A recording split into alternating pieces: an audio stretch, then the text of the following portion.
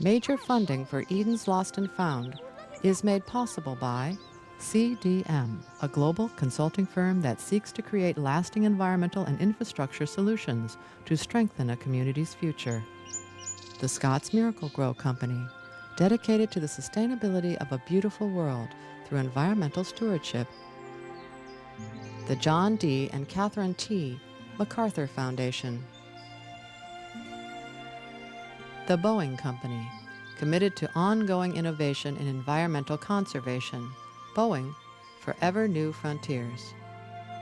Additional funding by Rivers and Mountains Conservancy, the Illinois Sustainable Education Project,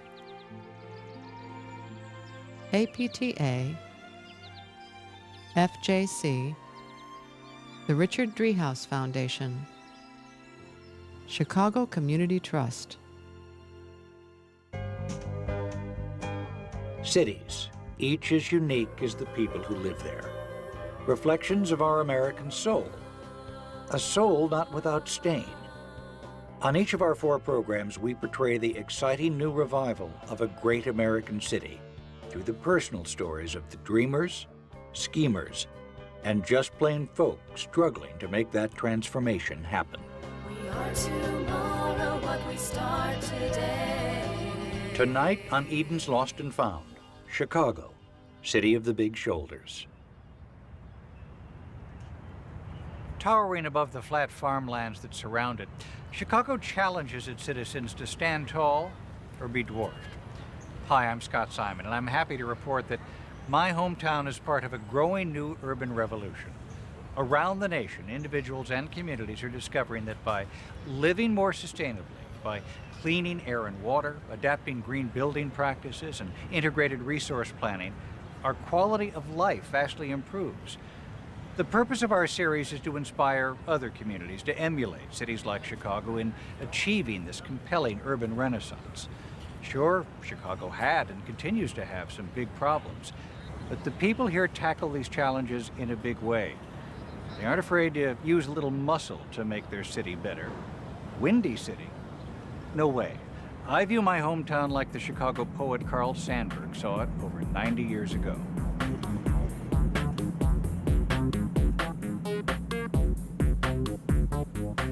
It's hard to visualize these canyons of steel were once a field of wild onions. Originally part of a vast Midwestern prairie, the Potawatomi Indians named this area Chicago to describe the smelly wild onions that grew along the river and wet prairie. The stink of onions gave way to the stench of stockyards and coal smoke. Greed, rather than good sense, fueled a rapid expansion that included poor sanitation and a lack of building standards. These environmental sins, rather than Mrs. O'Leary's poor cow, fueled the devastating fire of 1871 that consumed most of the city. Out of the devastation came the need for city planning. Renowned landscape architect Frederick Law Olmsted insisted that parks and open spaces be key elements in the rebuilding of Chicago. Olmsted's views were incorporated into the commissioned Chicago City Plan of architect Daniel H. Burnham. Burnham designed Chicago to be a nurturing place, insisting the city's 7 miles of lakeshore be public space, free of commercial development. He also called for the construction of 5 man-made islands to be public parks. This bristled the captains of industry, who saw the lakeshore as an important financial asset. Only Northerly Island was built. For decades, factions battled over its public versus private use. By 1949, Northerly Island had been converted into a private airport, and its name changed to Meigs Field. Today, Chicago owes its beautiful lakeshore to Burnham's insight and the spunk and determination of another controversial Chicago leader. Ladies and gentlemen, it is my honor and pleasure to introduce our mayor, Richard M. Daley.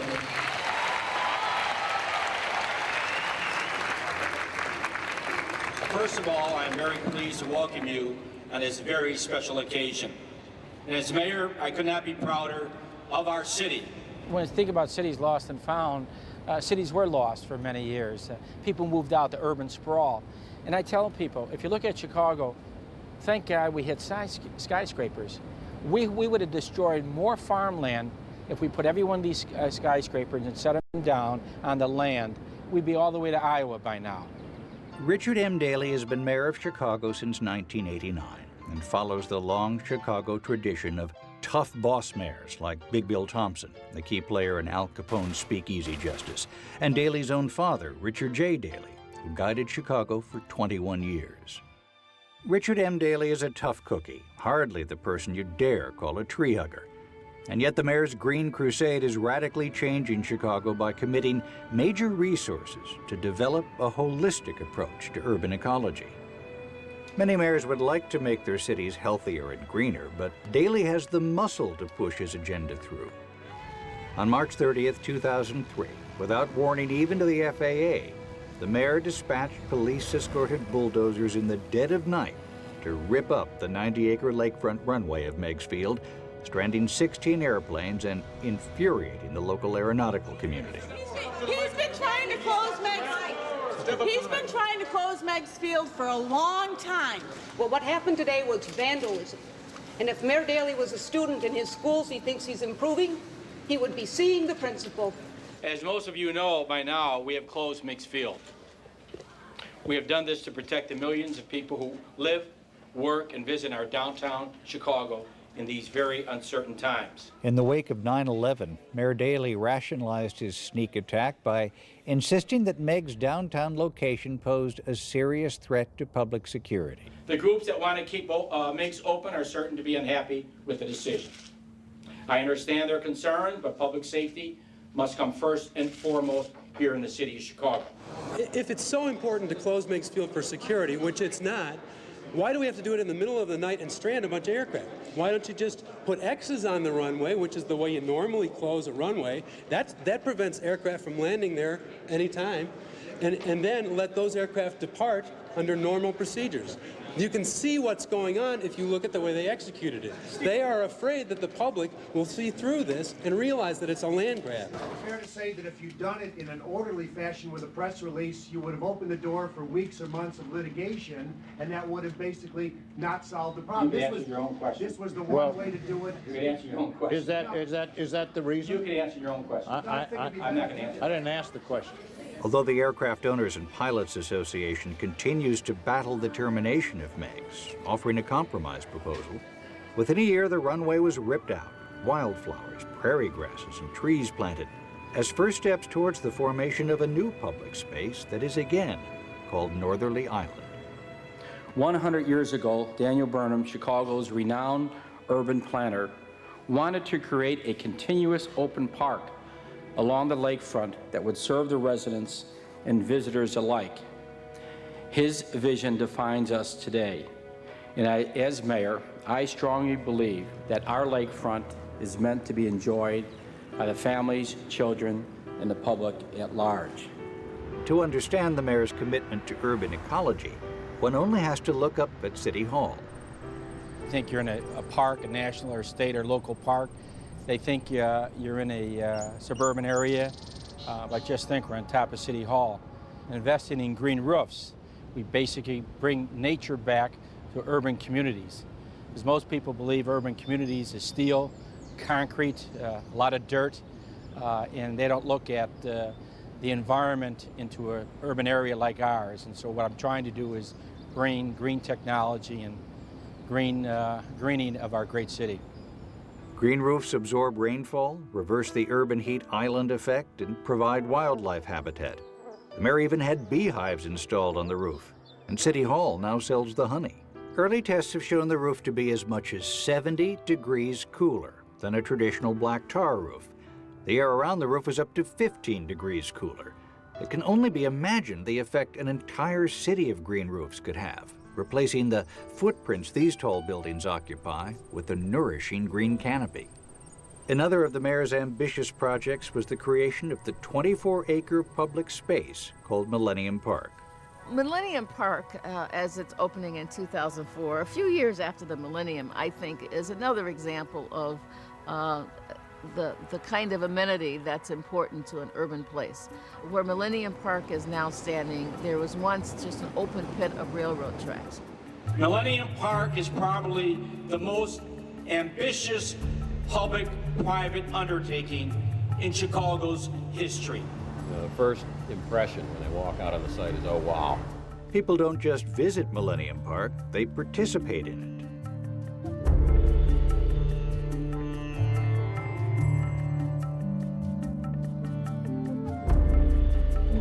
Despite cost overruns and controversy, the mayor's vision has been realized. We're standing in front of the J. Pritzker Pavilion, designed by architect Frank Gehry. It's a tour de force of stainless steel and wood and glass, and it's the heart of Millennium Park. It actually started probably in the 1960s with an idea that there should be a new music venue built on the site of what was formerly surface parking and railroad tracks. And then it really took the mayor of Chicago to come up with the way to do it. And it was possible with the construction of a garage, which we're actually over right now. It's got 2,200 cars, and the garage revenues actually pay for bonds that supported $175 million in construction. Not only does the parking garage help pay for the project, but it's camouflaged by its own green roof. I've been trying to explain to my kids and stuff, and I don't think they understand the significance, how historic this thing is going to be. It's like we're building a pyramid. This thing's going to be here forever. Everybody who was on this job, this was all new to them. Iron workers with 20-plus years of experience and people of all trades. The building's so different, almost everybody had to relearn what they were doing. Ladies and gentlemen, let the music begin. To be able to have a place where people can congregate and listen to music and see entertainment, I think is a wonderful amenity for the city. I think it's the largest outdoor concert series in the United States that's free. There's over 30 concerts performed every year by the Grand Park Orchestra and Chorus.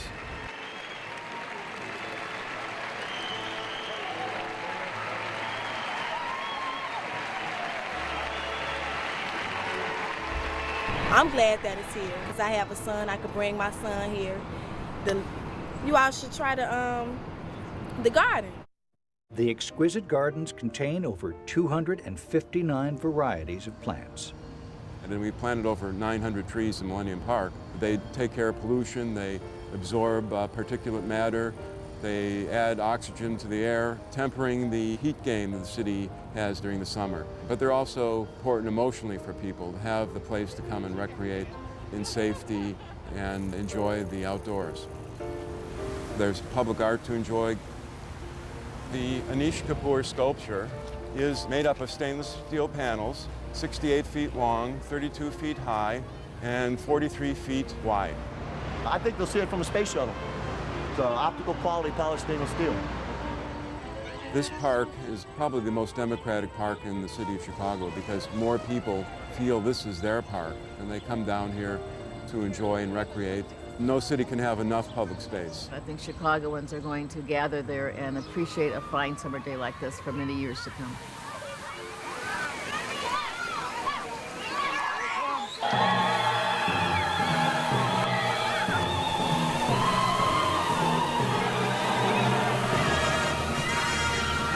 Millennium Park is a place that quite literally reflects Chicago and its people. Their energy, vitality, and creativity. We took an eyesore, we turned it into a showplace of architecture, arts, and a grand public space that will be the envy of any other city in the world.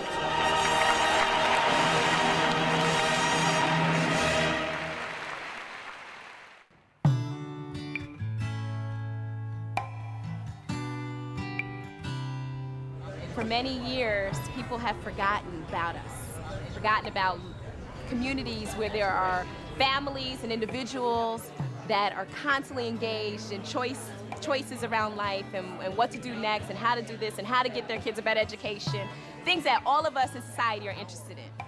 And today is just demonstrating that there are enough folks out there that are going to continue to push that bar to create that Edens that they've always wanted.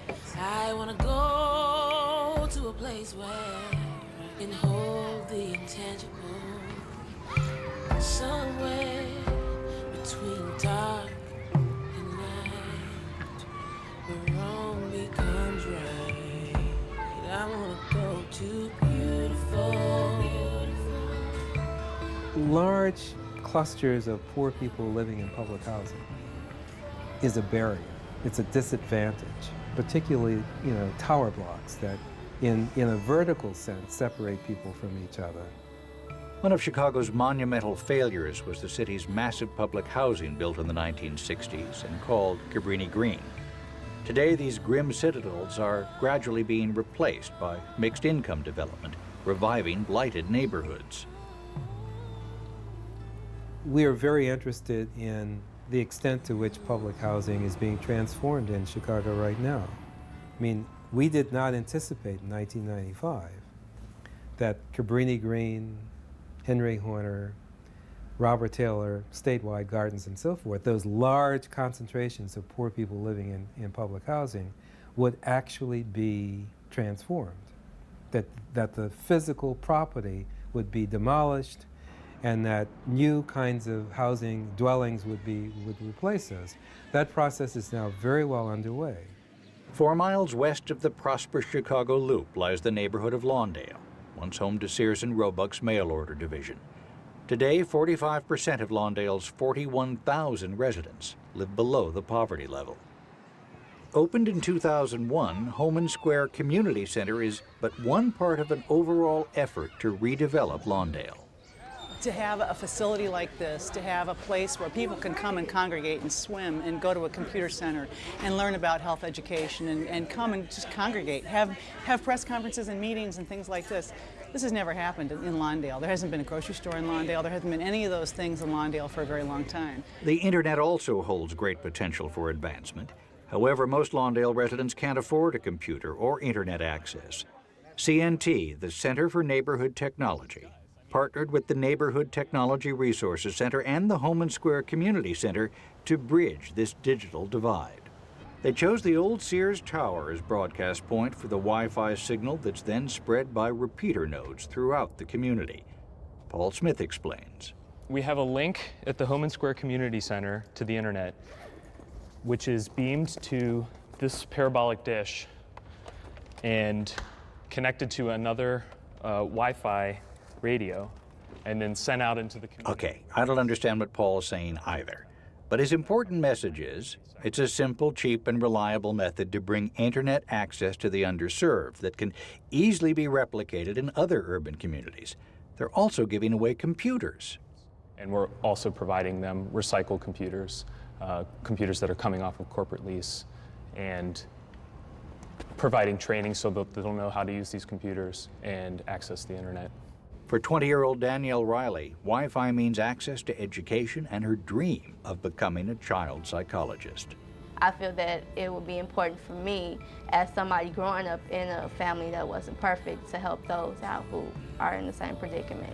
In less than a year, the technical divide that separates the economically disadvantaged from the rest of the world shrank a little, as over 200 North Lawndale households, organizations, and small businesses connected to the wireless community network. It seems important to the future of the planet that we can develop a quality of life in metropolitan areas. People want to be where there are jobs. They want to be where there's culture, where there are symphonies, where there are blues bars. And yet it hurts people to be out of touch with nature. People are hungry to have the experience of being in a wild, beautiful, ancient place.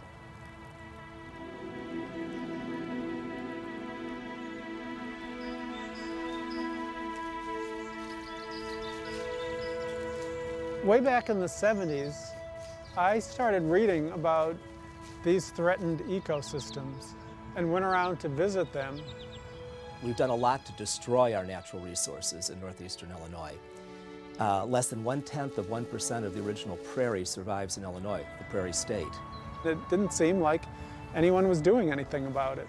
And so I thought, what if I put out the word and asked people to help? And bit by bit, people helped, volunteers helped, organizations started to help.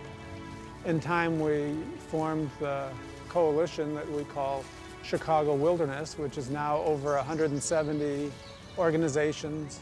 Chicago Wilderness is a coalition of organizations united to restore and preserve natural, ecologically sustainable communities in and around Chicago. This region is the birthplace of restoration ecology, and some of the most exciting restoration efforts in North America are happening in the metropolitan region. What most people don't realize is that the greater Chicago metropolitan area is not only home to 9 million people, but also the best remaining parcels of our original Midwestern landscape. Our prairies, our oak woods, our wetlands and streams. The rest of Illinois got plowed for corn and soybean fields. In this teeming metropolis, we saved some of it.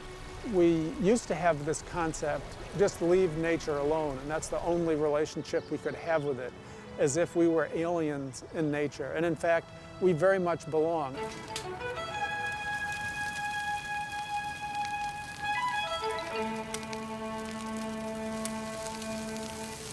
Preparing the Somme Prairie Grove, a rare oak savanna on the outskirts of Chicago, Steve and his volunteers use controlled burns to destroy invader species, allowing delicate native prairie grasses to sprout and flourish. And here's a perfect example. Here's a burned off buckthorn shrub, and underneath it, what do we have? Virginia ryegrass, beard tongue, spiderwort, all thriving. What I'm walking through here is a restored savanna. This is a kind of natural community that was thought to be extinct, and people brought it back. The plants that I'm walking through are plants that wouldn't have survived here without restoration. The birds that I'm hearing, the goldfinches, the indigo buntings, the cedar waxwings, would not be able to survive here if it were just left. But with restoration, we've got healthy natural habitat. Thanks to the hard work of citizen stewards like Steve, more than 200,000 acres of habitat are now under the protection of Chicago Wilderness. Friends of Chicago River is one of the member organizations of Chicago Wilderness. They're doing fabulous work to make the riverfront almost like a second lakefront.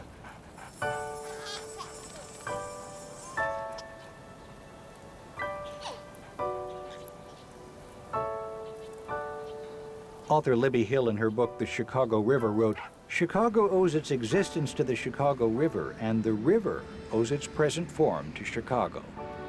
The Chicago River served as an avenue of transportation for the European explorers and early settlers who established the city on the river's mouth. By the late 1800s, Chicago dumped massive amounts of raw sewage, including animal parts from the stockyards, into the Chicago River. Since the river flowed directly into Lake Michigan, the city's source of drinking water, public pressure for safe drinking water clashed with using the river as an open sewer.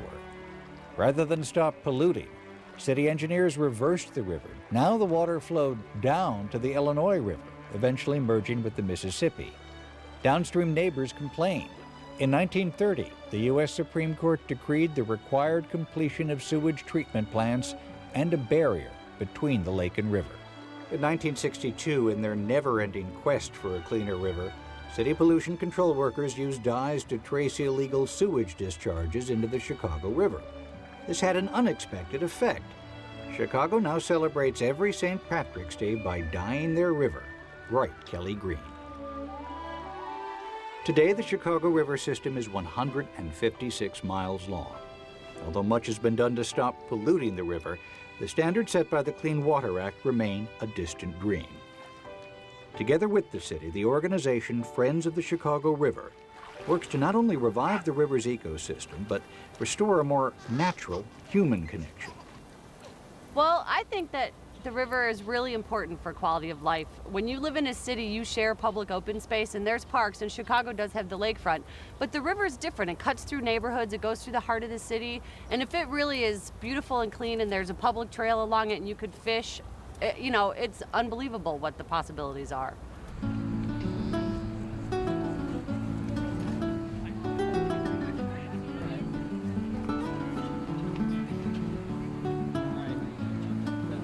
Chicago River Flatwater Classic, the only major canoe and kayak race on the Chicago River. We're expecting about 800 people on the river. They're coming from all over. We have a lot of people from Chicago, a lot of people from the suburbs, but people come from other states. We actually have someone coming from Salt Lake City. So I don't know what that tells you, but I think it's really exciting for us and for the Chicago River.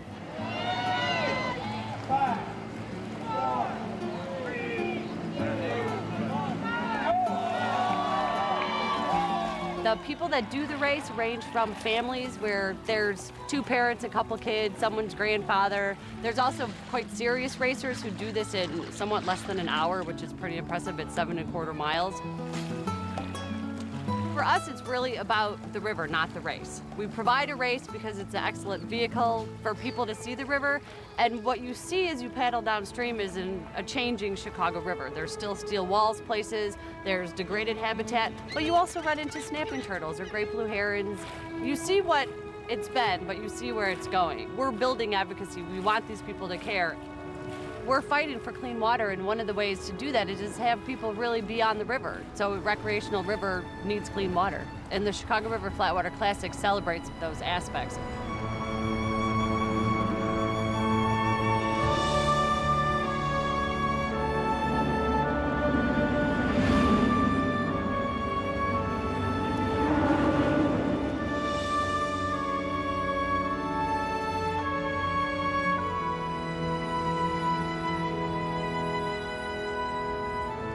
It was fun. We've never really done anything like this together before, you know. So this was really cool to do it like brother sort of deal. Yeah. It's really fun. I think I'm pretty burned. It was a great day and a great river. Life flows in a constant ballet of evolution. The strong survive only to eventually perish as new life cycles emerge. 75 years ago, the women of Chicago hesitated to wear white outdoors for fear of it being soiled by the coal smoke and ash in the city air. As a kid on family vacations to the Indiana Dunes, we drove through the stench and smoke of the factories and steel mills of South Chicago, known as Calumet.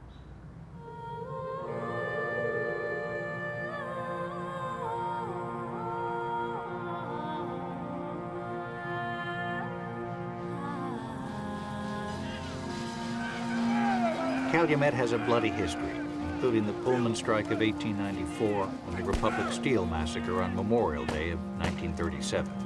By the 1920s, the Calumet region of Chicago had eclipsed Pittsburgh as the leading steel-producing region in the country. But today, most of the factories are closed or have moved elsewhere. 40,000 jobs lost. I saw Burger King down the street go out of business. How often do you see a Burger King go out of business? The reason they went out of business is because the people in the area don't have money. I'm working 2 jobs now and drawing a pension from 28 years in the steel mill and still don't make what I made on 1 job. You go right now, you see a lot of weeds and destruction, you know, it's like a cemetery there, you know. I contend the industrialists took everything out of this community and put nothing back into it, and that's why we're in the plight we're in today. The industrialists are long gone, but their legacy continues. This district in the south side of Chicago and extending into 3 states is now home to 25 Superfund sites and more than 90 areas where the EPA monitors the release of toxic materials. In addition to high unemployment, people suffer from a variety of illnesses likely related to the contaminated air, water, and soil. I best describe that community as like Berlin after the war. I mean, that's how plight and down it is, and that, you know, that buildings are falling down around people's heads. A lot of the things that were done 50 years ago would be unheard of today. There were operating chemical waste sites that were dumping drums of waste, liquid waste on the ground. There was an illegal incinerator that was operating here. The common practice of dumping molten waste called slag directly onto the Calumet fields continued well into the 1950s. In some spots, I bet the slag is over a foot thick. This is actually what you would call a brownfield, but it'll be tough to break this up. You probably have to dig down in some areas over a foot before you even touch dirt. There's a couple of chunks of beach steel and a whole bed of slag. This is what they left this neighborhood. Didn't leave it with a lot of money, but left it with a lot of stuff like this, you know. This is nothing new. It's happened hundreds of times, and that in hundreds of communities. My perspective is I think about it in terms of having the beginner's mind. That if you came back and you forget about all of the problems that were here in the past and just looked at what is potential in the future, all of a sudden these landfills become mountains. Like Calumet is the center of a major restoration effort on the southeast side of Chicago, where we're going to take land that society once thought was of very little value because it had been industrialized and then the industry left. We discovered that there were pockets of natural areas that when we added them up, there's over 5,000 areas that we're going to string together into a park system. In the background here, there's the former Acme Coke plant, which is now shut down, that we have actually begun a very unique partnership in that this site we're hoping to turn into a public exhibit and museum, which would highlight the industrial and labor history of the region, the steel history of the region. Create a museum so my grandchildren can see what it was like working in a steel mill. The initiative not only protects isolated pockets of Calumet wilderness, but restores contaminated areas as well. At the old U.S. Steel site, sediment from Peoria Lake is dumped on slag fields. The sediment is bulldozed and alfalfa is planted. So as the alfalfa grows, it should send roots down about 3 feet, and hopefully it'll suck the moisture out of the sediment, helping it turn into soil more quickly by developing the structure and getting the root penetration. In 10 years, you can come back here and it'll be a different region. Ecotourism, eco-restoration, we're lucky to have this opportunity here in the Calumet. That's all well and good, but it's still not going to apply to the guy in the streets. You know, what you see cropping up now is jobs at $8, $10 an hour. That hardly feeds a person if it does. As over 4,000 acres are nurtured back into treasured wilderness, some fear change. Beautification, parks, and all that's nice, but this area needs jobs. The larger groups that represent industry are sometimes afraid that the efforts like this will ultimately be forcing industry out. It's in protecting the planet that we bring prosperity back to the region through ecotourism and having clean, inviting sites for modern industry to relocate in. I'm in this community, my children live in this community. I don't want to see vast wasteland and nothing but steel, but paramount is let's make the Calumet area the industrial engine it once was. Although Ford Motor Company still maintains an assembly plant in Calumet and new industries are beginning to sprout, our national economy continues to evolve away from heavy manufacturing. You know, I don't miss working in the mill, but I've sure missed the people. There are no easy answers.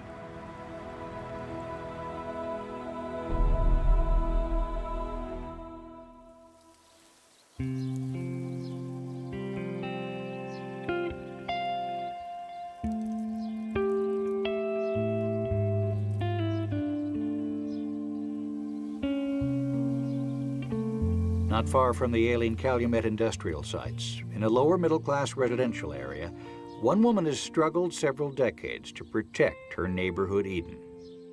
I mean, I wouldn't have any interest in living in this house if the prairie were not behind it. My name is Marion Burns. I was a widow with 3 boys to raise, and when we came house hunting, and we came to the house that I live in, they said, "This is the house we want," but they hadn't even gone in the house. They were running toward the Van Vlissingen Prairie. "Millie, are you going to walk with us?" "Huh? I think you'll have a hard time with the thick vegetation." I think. The realtor told me that it had been a government land grant to the railroad on condition that it never be sold, that it was supposed to be a buffer between the railroad and any kind of development. Look at the wild roses, Jerry. Lots of wild roses. Well, I moved here because of the Van Vlissingen Prairie.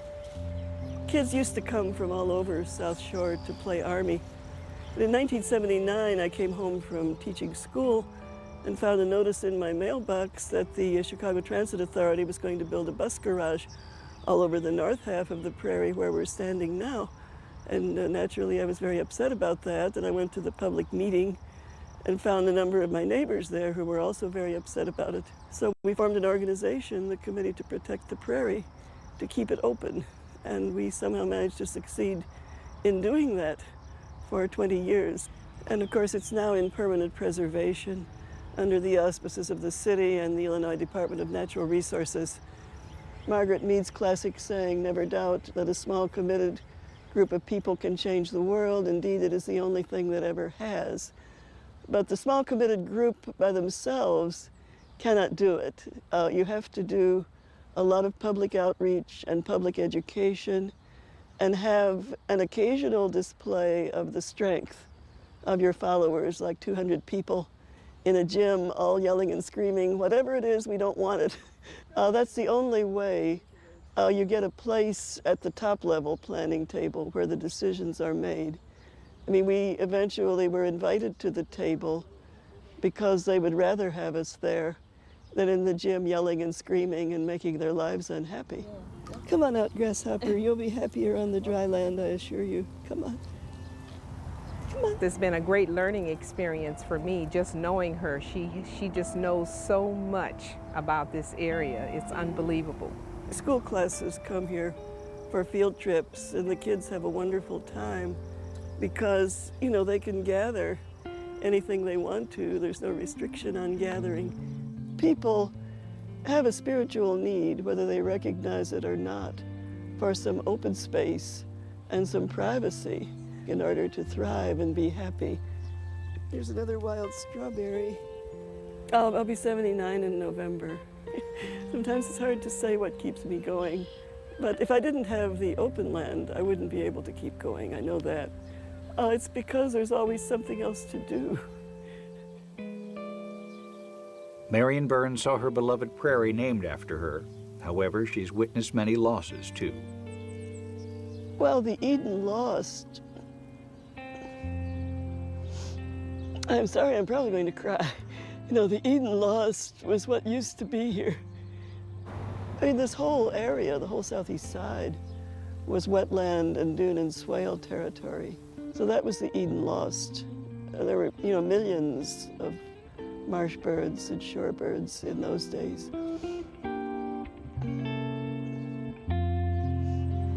I went into the Field Museum, and when you walk in there, they have these animals behind glass. They have a seal, they have a lion, and then they have trees behind glass.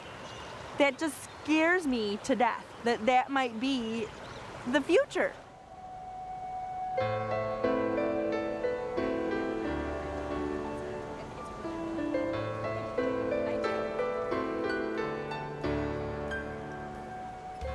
My name is Deb Perryman, and I have the incredible honor of working with the most misunderstood critter in North America, Teenager americanus.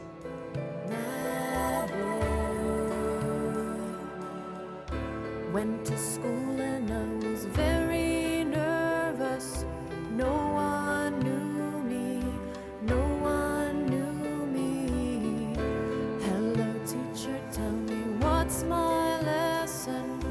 Look right through me, look right through me. And I find it kind of funny, I find it kind of sad. The dreams in which I'm dying are the best I've ever had. I find it hard to tell you, I find it hard to take. When people run in circles, it's a very, very mad Elgin High School, we have 2,200 students speaking 28 languages. 50% of our kids are on free or reduced lunch, which means that they're living at or below the poverty level. A high school teacher for 12 years, Deb Perryman has an interesting game plan for teaching environmental science and biology. We call it the poker chip game. I imagine it has a better name. Sustainable might be a good name for it. When the music starts, you can pull poker chips out. Once the music stops, you may turn your 10 poker chips in for a treat near the front of the room. All right? Go ahead. I have yet to ever see anyone take out sustainably from the beginning. They always just grab The idea is to get them to understand that if they work together, that everybody gets more than just one treat. I noticed at this table, once again, that two of the community members were making this face at one of the community members. They were going. Now what are you gonna do for the next generation? This team didn't operate very sustainably. Why? They just grabbed all the chips that they could to get a cookie as soon as they could. They didn't leave any to double over. You're exactly right. The scope of Deb's curriculum extends far beyond the classroom. Deb fought hard to transform 35 acres of school land into a nature preserve and outdoor classroom. As the district suits, I call them, probably not a nice thing to call them, but when they came in to see me and we walked around everything, I was telling them all these facts and all these things, they didn't care. They wanted a soccer field. Eventually, after talking to them and really educating them on what we have here, it's now called the Outdoor Nature Trail and Outdoor Classroom, and so it's a district resource forever and ever, and this will never be lost. I love hands-on work. That's how I learn, and whatever's in this creek will go into the river, and so this is how we figure out where the pollution is coming from when pollution enters into our river. I feel really sorry for anybody else in the nation who has to teach environmental science from four walls, because I don't know how you can do it. Explore the tree. Let's figure out some ideas, some things that we want to Deb do. believes students learn more by experiencing and drawing their own conclusions. Going through this environmental science class has taught me so much about the environment that I never even knew, and it helps me at home tell my parents, hey, we can recycle that, we can save this, we can help, We live in such a fast-paced world right now that we don't ever stop and think about what's going on in our environment. And it's the only environment we have. It's here, it's restoring our natural history. They're learning about their natural history. When they're driving around, they see, oh, that's an oak tree, that's bloodroot. They understand it because they've felt it and they touch it, and I think that that's important. Deb students are extremely active in ecology. They stenciled dump no waste warnings on over 3,800 local storm drains. They were the first and only public high school to present a project at an international conference on solid waste in its 19-year history. Every little bit you can do makes the world better for everyone else, and then people take notice to what you're doing, and they say, oh, well, I've got, 20, 30 free minutes, so I can do a little bit of that myself. Her teenage students pass on their knowledge by mentoring elementary school kids in a program called The Mighty Acorns. More than 6,000 young acorns a year learn the joy of nature and conservation. Kids are basically our future, they're going to be taking care of this world someday, so you might as well educate them on what's going on in this world, If we bring little kids here, then maybe when they grow up, they'll want to save it. Maybe none of these kids will become wildlife biologists, but certainly they will be parents someday, and they will be community members and voting members, and I want them to get to know all those aspects of life. My name is Andrea, and I'd like to be an environmental biologist. And then I want to be a geologist. I want to be a photographer. I want to be a journalist. I'd like to be a psychologist. Hopefully environmental law. One thing Deb students all have in common is their love of their teacher. Miss Perryman is a great lady. She has so much energy and charisma. Everyone that comes in contact with her is just in a good mood. She's great in the classroom. She's always there to help you whenever you need it. Not even with, classroom stuff, just everyday life. We need more teachers that are really willing to get head over heels involved. Like Miss Perryman, if you called her up, if you said, hey, at 2 o'clock, I need some help with my project, she'd work with you until 6 o'clock at night, as long as you understood what was going on. And too many teachers now are just like, hey, it's 3:55, I'm leaving. And she wants to make you a leader and make you a better person. And she is she's everything a teacher should be. Because of her many accomplishments, Deb Perryman was selected as Illinois Teacher of the Year. I'm living my dream. How many people get to live their dream? At a recent international environmental conference in Los Angeles, Deb made this plea. Every day, I get to see the answer in my classroom. That's where we have to be, truly, because they will do it. They will do the good work. They want to supply answers. They want to help their community. My kids are poor. My kids can barely speak English, some of them. I'm so sorry. But come to me with a problem and they solve it. And that's where our hope is, and that's why I can't ever be someone who says we can't, because every day they do it. And despite everything, you wouldn't believe it. It's powerful. And I hope that you will remember those young people that are in your communities. Please bring them to the tables when you're planning things. And don't pick just the A+ students. Pick the students who just want to make a difference, the ones who have those bright eyes but are sitting in the back and they're shy. That's how we're going to turn all of this around. The butterfly's going to fly over and they land on the flowers and they smell them. Yeah, all the time.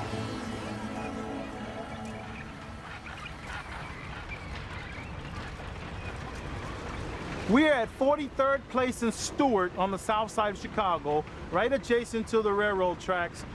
My wife and I feel like we're in the battle trenches every day sometimes, and sometimes you get weary. And the Bible says you shouldn't grow weary of well-doing. In 1993, Army veteran Michael Howard, his wife Amelia, and their 5 children moved to Fuller Park, one of Chicago's poorest neighborhoods. The smallest of Chicago's 77 communities, Fuller Park extends only about 4 blocks between the railroad tracks and the Dan Ryan Expressway. It is home to nearly 4,000, mainly African-American residents. High crime, unemployment, and pollution are among the hazards of life at Fuller Park.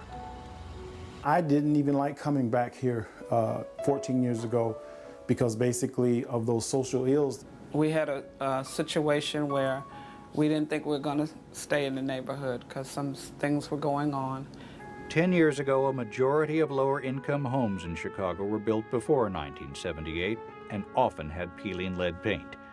The permanent effects of lead poisoning in children are horrific, including learning disabilities, hyperactivity, stunted growth, reduced attention span, impaired intelligence, poor hearing, and violence. Today, over 1 million American children have enough exposure to harm their ability to think. Because contractors didn't always properly dispose of dangerous building materials, lead and asbestos contaminated the soil, dust, and water in vacant lots where Fuller Park children played. The lead issues were things that we didn't even understand was in our water, and they were in the playground, empty play lots that the children played in. The dust they would breathe it in. The parents didn't understand that dirt was contaminated, and it caused their children to have troubles in school learning. A 1995 government study showed 20% of all Fuller Park children under 6 years of age had elevated lead counts. They were among the highest percentages in not only Chicago, but the entire nation. This was not the environment Michael and Amelia envisioned for their family. We were listed on the cover of the Tribune paper as the most lead-poisoned community in Chicago. And no one did anything. It was a great story, but my wife and I, Amelia, we waited for 2 or 3 weeks for something to happen, and nothing happened. I was complaining about it. And I think my wife, she said, well, what you gonna do about it? Some people say, what could be there? You know, that it's a poor area they don't have, and they're neglected, but really, I think the best diamonds come from the roughest times.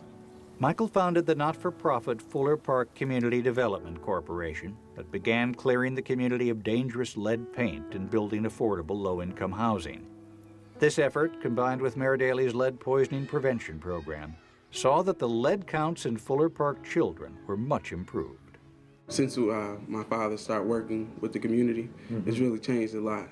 I said, well, those people should get a job. She says, what you gonna do about it?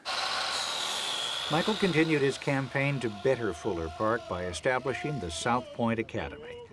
In this military-inspired trade school, dropouts, former drug addicts, single moms, and the homeless are taught marketable trades and skills, in addition to discipline and self-esteem. I have a lot of STAR graduates. We have some who have gone on to start their own businesses. And then there's a lot of social problems in the community that everyone calls me for first. Mr. Howard, this is going on. What you gonna do about it? Michael then turned his attention to a vacant 3-acre brownfield dump site near the railroad tracks and saw Eden. This time, even his best friends thought he was crazy. And I told them we wanted to have a prairie and a savanna and a wetland that we could use to teach children about ecology. They said, ecology? Man, don't nobody want to know nothing about no ecology. That's a white people thing. I said, no, it's a human being thing because we've got to drink the same water, we've got to breathe the same air, and we have to eat the same food. When I said we were going to do all of this, they said, how are you going to do it? I said, I don't know. I just have the will. With little funding, Michael called upon the neighborhood to build a local paradise. If it wasn't for all that they do with us, we couldn't. No, we couldn't do it. We borrowed bulldozers, we borrowed backhoes, and took 23 tons of concrete away for us so that we could start planning this place out and turn it into a learning center known today as Eden Place. Eden Place is a doorway for the South Side residents of Chicago to the world of nature. With a few people from the community, we've been able to will this place into being. Most of the plants you see here are donated plants. The fence that you see around Eden Place, that wrought iron fence, is a donated fence. The materials even for our pavilion are donated materials. The benches that the students sit on is donated materials. So I'm very optimistic. I have to be optimistic because if I wasn't, none of this, I think, could come to fruition. Welcome to! Are you ready to have some fun? Yeah! Are you ready to learn about nature? Yeah! Do you want to know what a prairie plant is? Yeah! Do you want to know what a native preserve is? Yeah! Do you want to know what a composter is? Yeah! Well, you're in the right place. You're at Eden Place. I wish I had a garden or something like this. I had the feeling that for them, nature was always something somewhere else, somewhere outside the city. And so we had to basically retrain the children in our community that nature is everywhere to be found and that they can actually have a piece of the nature that they see in their mind's eye right here in their own community of Fuller Park. I come here on Sundays, I come here every chance that I get because this place is a nature oasis, a sanctuary in the middle of the city that there are not many places like this anywhere. And Michael taught a class that was called Decomposers, and that worms, slugs, bugs, that kind of thing, that's nature. And the plant has holes in it. What does that tell us? Somebody's been eating. Somebody's been eating. That's right. Yeah, fire. You got a fire ant? Somebody tell me, are ants decomposers? Yes. Yes. Look at there. He's got a slug on his finger. What's our word for the day? Decomposers! All right, here we go. Everybody, let's go. I use environmental education at Eden Place Nature Center to save lives. And so we use the green and the outdoors to fight that apathy. We use it to fight poverty. We use it to fight literacy. We use it to fight drug abuse. We use it to fight racism. We used it to fight indifference.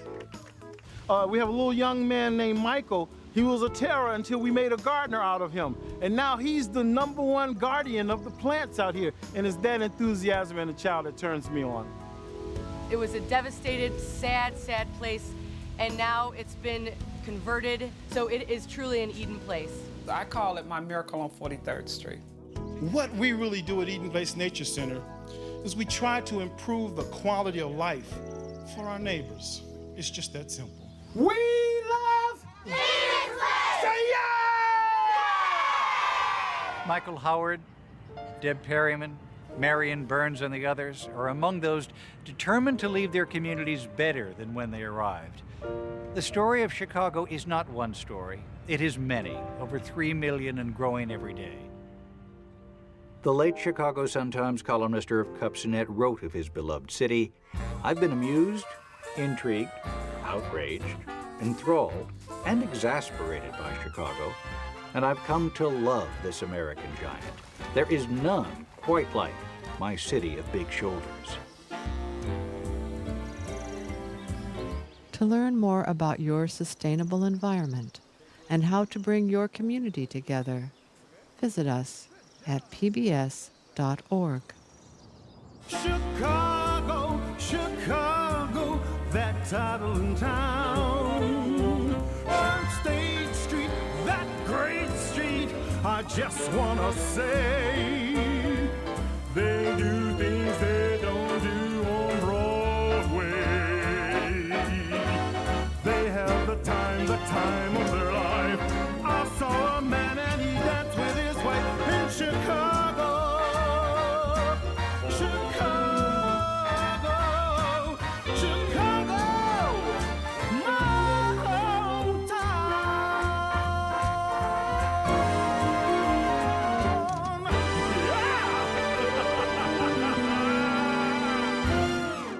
Major funding for Eden's Lost and Found was made possible by CDM, a global consulting firm that seeks to create lasting environmental and infrastructure solutions to strengthen a community's future.